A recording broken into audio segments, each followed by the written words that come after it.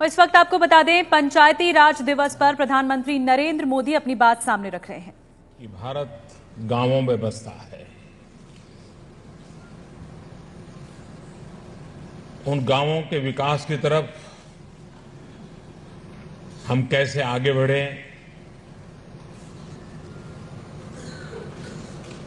दूर सुदूर छोटे छोटे गांवों के भी अब सपने बहुत बड़े हैं और मुझे विश्वास है कि आप सबके नेतृत्व में गांव की चहुं दिशा में प्रगति होगी।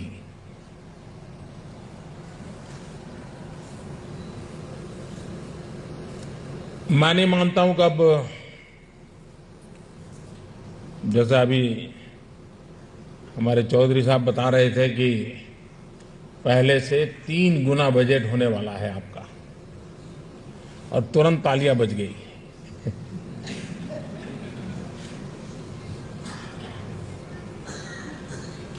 लेकिन कभी कभी मुझे लगता है कि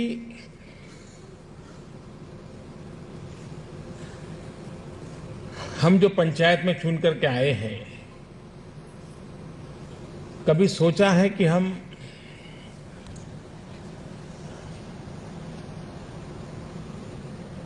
पांच साल का कार्यकाल में हम हमारे गांव को क्या देकर के जाना चाहते हैं? कभी ये सोचा है कि हमारे 5 साल के कार्यकाल के बाद हमारा गांव हमें कैसे याद करेगा? जब तक हमारे मन में ये सोचा है कि हमारे 5 साल के कार्यकाल के बाद हमारा गांव हमें कैसे याद करेगा, जब तक हमारे मन में गांव के लिए कुछ कर गुजरना है, ये स्पिरिट पैदा नहीं होता है, तो सिर्फ बजट के कारण स्थितियां बदलती नहीं है।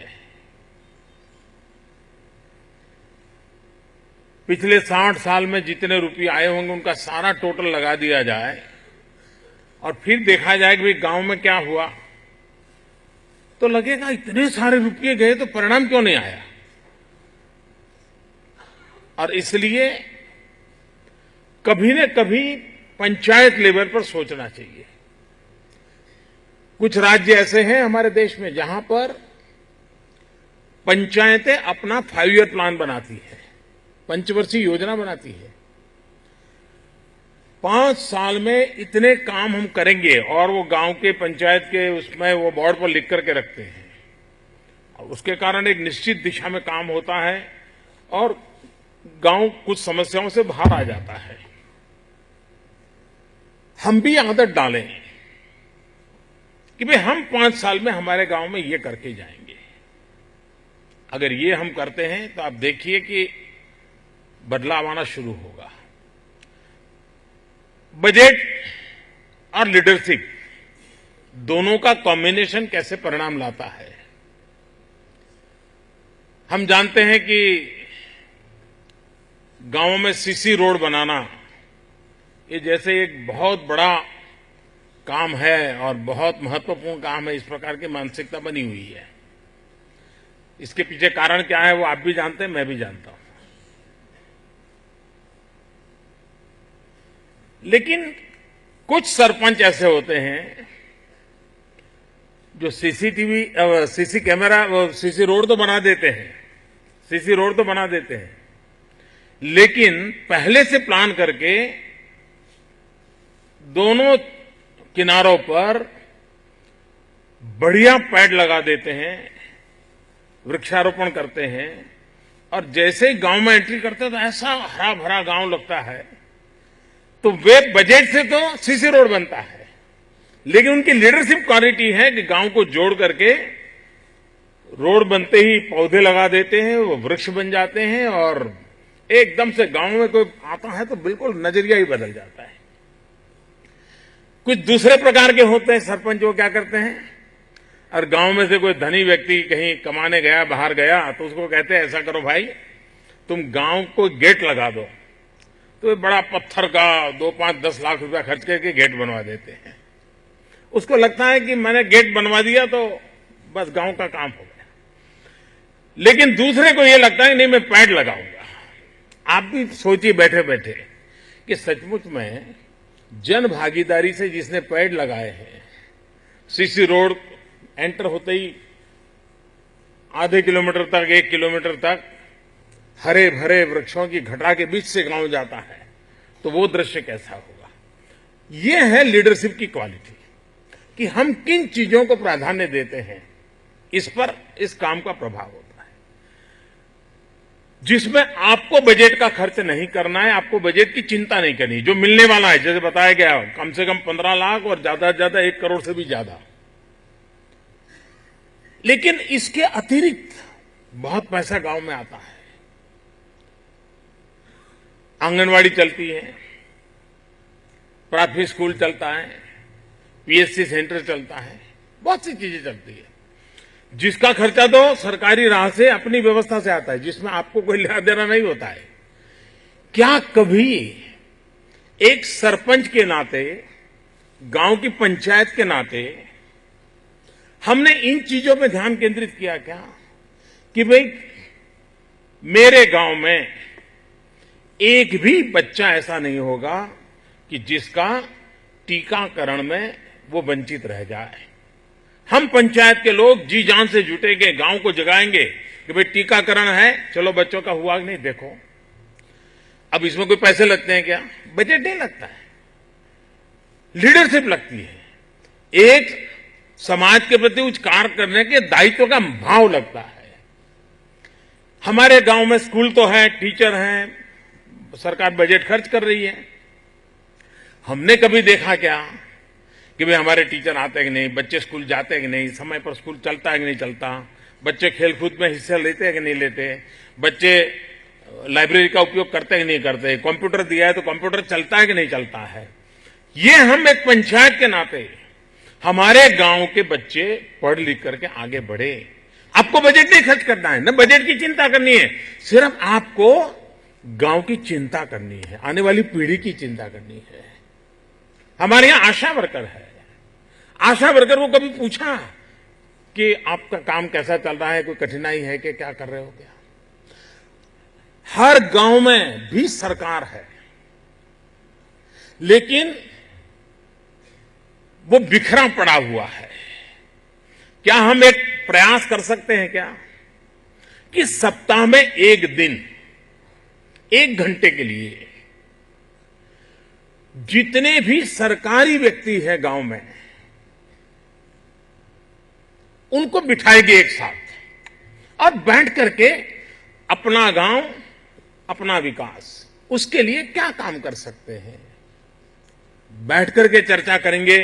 तो शिक्षक कहेगा कि मुझे ये करना है लेकिन हो नहीं रहा है, तो आंगनवाड़ी वर्कर कहेगी हाँ हाँ चलो मैं मदद कर देती हूँ, आशा वर्कर कहेगी अच्छा अच्छा चलिए कोई बात नहीं, मैं कल 2 घंटे आपके लिए लगा दूंगी। अगर गांव में हम लीडरशिप लेकर के टीम बना लें, सरकार के इतने लोग हमारे यहां रहते हैं लेकिन हमें भी पता नहीं होता है। इवन बस का ड्राइवर कंडक्टर भी हमारे गांव में रहता होगा और बस चलाता होगा, वो भी तो एक सरकारी मुलाजिम है। कांस्टेबल होता होगा, वो भी एक मुलाजिम है। पटवारी है, वो भी एक मुलाजिम है। क्या कभी हमने ये सोचा कि सप्ताह में 1 घंटा कम से कम हम सरकार के रूप में एक साथ बैठेंगे, सामूहिक रूप से अपने पंचायत के विकास की चर्चा करेंगे? आप देखिए, देखते ही देखते बदलाव शुरू हो जाएगा, टीम बनना शुरू हो जाएगा। और मैं वो बातें नहीं बता रहा हूं जिसमें बजट एक समस्या है, लेकिन वरना हमारे देश में एक ऐसा माहौल बना दिया गया है कि क्यों नहीं होता बजट। हकीकत वो नहीं है, बजट है लेकिन जो काम परिणाम नहीं देते हैं उसकी चिंता हमें ज्यादा करने की आवश्यकता है। हमारे गांव में कोई ड्रॉप आउट होता है बच्चा, क्या हमें पीड़ा होती है क्या? हमारा खुद का बच्चा अगर स्कूल छोड़ दे तो हमें दुख होता है, लेकिन अगर हम पंचायत के प्रधान हैं तो गांव का भी कोई बच्चा स्कूल छोड़ दे, हमें उतनी ही पीड़ा होनी चाहिए, पूरी पंचायत को दर्द होना चाहिए। अगर ये हम करते हैं, मैं नहीं मानता हूं कि हमारे गांव में कोई अशिक्षित रहेगा। और अगर कोई सरपंच ये तय करके मेरे कार्यकाल में 5 साल में एक भी बच्चा ड्रॉप आउट नहीं होगा, अगर इतना भी कर ले तो मैं कहता हूं उस सरपंच ने एक पीढ़ी की सेवा कर करके जा रहा है, ऐसा मैं मानता हूं। नरेगा का काम हर गांव में चलता है, क्या हम उसमें पानी के लिए प्राथमिकता दें? जितनी ताकत लगा सके लगाएं, लेकिन पानी का प्रबंधन करने के लिए ही मनरेगा का उपयोग करें, तो क्या कभी पानी का संकट आएगा? क्या हम व्यवस्थाओं को विकसित कर सकते हैं? आवश्यकता यह है कि हम मिलकर के नेतृत्व दें। हमारे गांव में कुछ लोग तो होंगे जो सरकार में कभी न कभी मुलाजिम रहे हो, टीचर रहे हो, पटवारी रहे हो और रिटायर्ड हो गए हो, यानी सरकार का पेंशन लेते हो। सरकारी मुलाजिम के नाते निवृत्त होने के बाद पेंशन लेते हो। किसी गांव में 3 होंगे, 5 होंगे, 10 होंगे, 15 होंगे।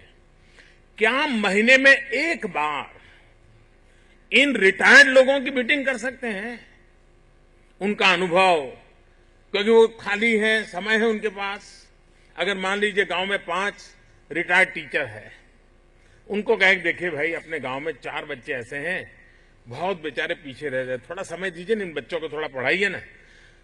अगर वो रिटायर्ड हुआ होगा ना तो भी उसके डीएनए में टीचिंग पढ़ा हुआ होता है। उसको कहोगे हाँ हाँ चलिए मैं समय देता हूं, इन 4 गरीब बच्चों को मैं पढ़ा दूंगा, मैं उनकी चिंता करूंगा। हम थोड़ा मोटिवेट करें लोगों को, हम नेतृत्व करें। आप देखिए गांव हमारा ऐसा नहीं हो सकता जी, हम अपने गांव, और मैंने देखा है देश में, मैंने कई गांव ऐसे देखे हैं कि जहां उस सरपंच की सक्रियता के कारण गांव में परिवर्तन आया है। मैं जब मुख्यमंत्री था, एक घटना ने मुझे बहुत, यानी मेरे मन को बड़ा आंदोलित किया था। खेड़ा डिस्ट्रिक्ट में जो सरदार पटेल साहब का जहां जन्म हुआ था,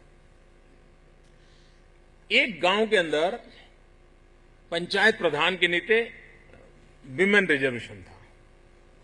विमेन रिजर्वेशन था तो गांव वालों ने तय किया कि प्रधान अगर विमेन है तो सभी मेंबर विमेन क्यों न बनाई जाए, और गांव ने तय किया कोई पुरुष चुनाव नहीं लड़ेगा, सबके सब पंचायत के मेंबर भी महिलाएं बनी। रिजर्वेशन तो 1/3 था, लेकिन सबने तय किया गांव वालों ने। एक दिन उन्होंने मेरे से समय मांगा, पंचायत की सभी महिला सदस्यों ने और पंचायत के प्रधान ने। मेरे लिए भी ये सरप्राइज था कि ये बड़ा गांव कमाल है भाई, सारे पुरुषों ने अपने आप को विड्रॉ कर लिया और महिलाओं के हाथ में कारोबार दे दिया। तो मेरा भी मन कर गया चलो मैं मिलूं। तो वो सब मुझे कोई 17 मेंबर्स का वो पंचायत था, तो मिलने आए। और ये बात कोई 5 या 6 2005 या 6 की है। तो उसमें सबसे ज्यादा जो पढ़ी लिखी महिला थी, प्रधान थी, वो 5वीं कक्षा तक पढ़ी हुई थी। मैंने इतना पिछड़ा गांव था, कोई ज्यादा पढ़े लिखे लोग नहीं थे। तो ऐसे ही मेरा मन कर गया, मैंने पूछा उनको, मैंने कहा अब आप पंचायत सभी महिलाओं के हाथ में है, आपको गांव का कारोबार चलाना है, तो क्या करना, आपकी योजना क्या है, क्या करने की?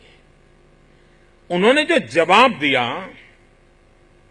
मैं नहीं मानता हूं हिंदुस्तान की सरकार में कभी इस रूप में सोचा गया होगा। कम से कम मैं मुख्यमंत्री था, मैंने इस रूप में नहीं सोचा था। उस जवाब ने मुझे सोचने के लिए मजबूर कर दिया था। ठेठ गांव की सामान्य महिलाएं थी। मैंने उनसे पूछा, आप अब 5 साल आपको कारोबार चलाना है, तो क्या आपके मन में है? उस प्रधान ने, जो कि पढ़ी लिखी नहीं थी, उसने मुझे एक जवाब दिया। उसने कहा हम चाहते हैं कि हमारे गांव में कोई गरीब न रहे।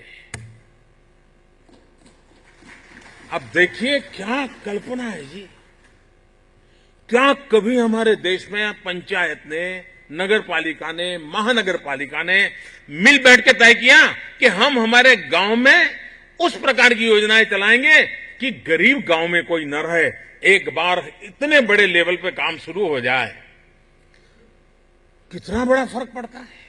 क्या हम पंचायत के प्रधान के नाते कभी विचार कर सकते हैं कि भाई कम से कम 5 परिवार, ज्यादा मैं नहीं कह रहा हूं, 5 परिवार पंचायत की रचना में कुछ काम ऐसा निकालेंगे, उनको फलों का पेड़ बोने के लिए दे देंगे, कुछ करेंगे, लेकिन 5 को तो गरीबी से बाहर लाएंगे। अगर हिंदुस्तान में एक गांव साल में 5 लोगों को गरीबी से बाहर लाता है, पूरे हिंदुस्तान में कितना बड़ा फर्क पड़ता है जी। क्या कुछ नहीं कर सकते आप, कभी अंदाज लगाइए। और ये सारी बातें मैं बताता हूं कि बजट के कंस्ट्रेंट वाले काम नहीं है। हमारी संकल्प शक्ति, हमारी कल्पकता इसके ऊपर जुड़े हुए हैं। अगर इस पर हम बल दें तो हम सच अर्थ में इस व्यवस्था को अपने गांव के विकास के लिए परिवर्तित कर सकते हैं। हम तब तक गांव का विकास नहीं कर पाएंगे जब तक हम गांव के प्रति गौरव और सम्मान का भाव पैदा नहीं करेंगे। उस गांव में पैदा हुए मतलब सम्मान होना चाहिए। आप देखिए कि जिस जगह पे महात्मा गांधी का जन्म हुआ होगा, उस गांव का व्यक्ति कभी कहीं मिलेगा तो कहेगा मैं उस गांव से हूं जहां महात्मा गांधी पैदा हुए थे। कहेगा कि नहीं कहेगा? हर किसी को रहता है भी, कोई ऐसी बात होती है गांव का गर्व होता है उसको। क्या हमने कभी हमारे गांव में के प्रति एक लगाव पैदा हो, गांव के प्रति गर्व पैदा हो, ऐसी कोई चीज करते हैं क्या? नहीं करते हैं। क्या गांव का जन्मदिन मनाया जा सकता है क्या? हो सकता है रिकॉर्ड पे नहीं होगा तो गांव तय करे कि भाई इस दिन को आप जन्मदिन मनाया जाएगा। उस दिन गांव इकट्ठा हो और गांव के बाहर जो लोग रहने गए हो शहरों में रोजी रोटी कमाने के लिए, किसी ने बड़ी प्रगति की हो, कोई पढ़ लिख करके डॉक्टर बनाओ, उस दिन सबको बुलाया जाए। एक दिन सब लोग नए पुराने सब साथ रहे, कुछ बालकों के कार्यक्रम हो जाए, कोई बड़ों के कार्यक्रम हो जाए, सीनियर सिटीजन के कुछ कार्यक्रम हो जाए, गांव में सबसे बड़ी वही उम्र वाले व्यक्ति का सम्मान हो जाए, और एक अपनेपन का भाव। जो गांव से बाहर गए होंगे उनको भी लगेगा उस दिन कि चलो भाई अब तो हम रोजी रोटी कमा रहे हैं, हम बड़े शहर में रह रहे हैं, चलिए अगले साल हम इतना हमारी तरफ से गांव के लिए दान दे देंगे, हमारे गांव में ये विकास कर दो। अब देखिए जन भागीदारी का ऐसा माहौल बनेगा, गांव का रूप रंग बदल जाएगा।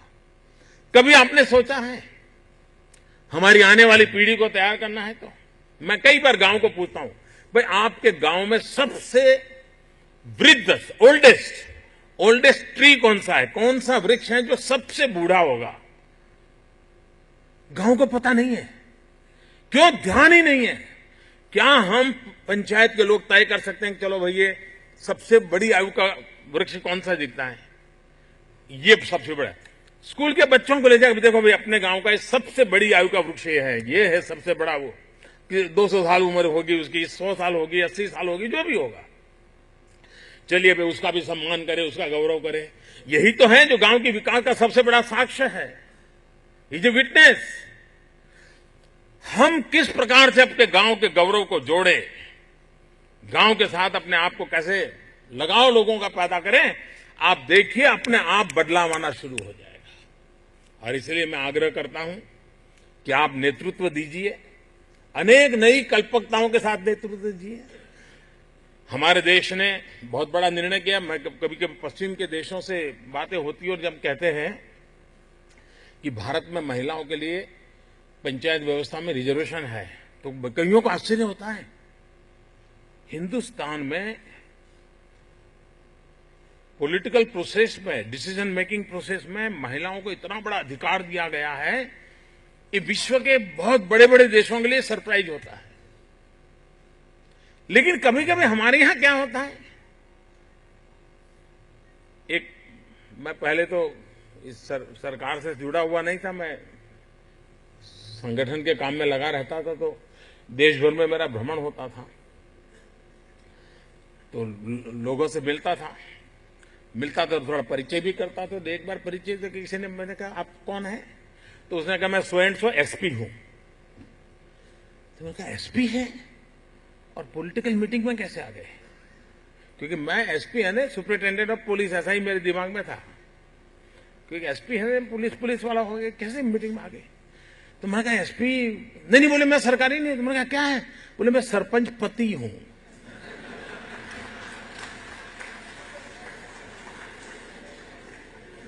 अब कानून ने तो एम्पावर कर दिया, लेकिन जो ये एसपी कारोबार चला रहे हैं भाई।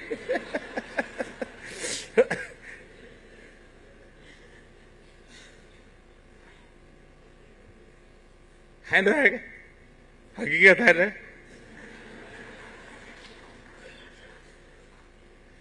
हाँ, कानून ने महिलाओं को अधिकार दिया है तो उनको मौका भी देना चाहिए।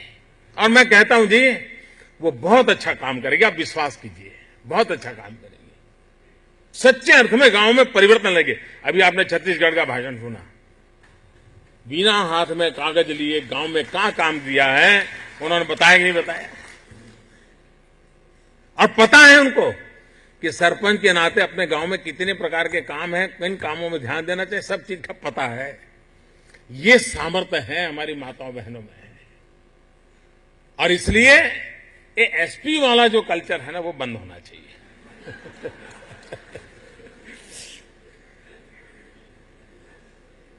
उनको अवसर देना चाहिए, उनको काम करने के लिए प्रोत्साहित करना चाहिए, और हम अवसर देंगे तो परिणाम भी दिखाएंगे। तो मैं आज पंचायत राज दिवस पर आप सबको हृदय से बहुत सबका शुभकामनाएं देता हूं। और जो अवार्ड विनर हैं उनसे आप बात करेंगे तो पता चलेगा, उन्होंने अपने अपने यहां बहुत नए प्रयोग किए होंगे जो आपको भी काम आ सकते हैं। लेकिन अगर गांव तय करे तो दुनिया देखने के लिए आए ऐसा गांव बन सकता है जी। ये ताकत होती है गांव की। एक परिवार होता है, अपनापन होता है, सुख दुख के साथी होते हैं। वो उस भाव को फिर से हम जगाएं और गांवों को बहुत आगे बढ़ाएं, इसी एक अपेक्षा के साथ बहुत बहुत शुभकामनाएं। धन्यवाद। तो पंचायती राज सम्मेलन के मौके पर आप सुन रहे थे प्रधानमंत्री नरेंद्र मोदी को। गांव के सपने बहुत बड़े हैं और पंचायती राज को किस तरह से मजबूत किया जा सकता है सत्ता का विकेंद्रीकरण करके। इसके अलावा सरपंच पति यानी कि कानून जरूर बन गया है महिलाओं की भागीदारी बढ़ाने के लिए, लेकिन पति प्रधान जो एक प्रथा है, सरपंच पति यानी कि पत्नियां बन जाती हैं सरपंच, लेकिन उनके जो पति होते हैं उन्हीं के हाथ में असल सत्ता होती है, असल कामकाज वही करते हैं सरपंच प्रति एसपी। इसका उन्होंने वहां पर जिक्र किया। इसके अलावा उन्होंने कहा कि गांव के सपने बड़े हैं, गांव के हाथ में ताकत देनी होगी, गांव के लिहाज से सोचना होगा, सत्ता का विकेंद्रीकरण करना होगा, पंचायती राज को मजबूत करना होगा और साथ ही लोगों की जन भागीदारी किस तरह से बढ़ाई जाए, ये तमाम बातें कही प्रधानमंत्री नरेंद्र मोदी ने। और सरपंच पति कल्चर खत्म करना होगा, ये प्रधानमंत्री नरेंद्र मोदी ने कहा कि कानून के हिसाब से बदलाव हो गया, महिलाओं की भागीदारी बढ़ाई जा रही है, लेकिन कागजों पर तो सरपंच महिला होती है, लेकिन कामकाज जो है वो असल में पति कर रहे हैं।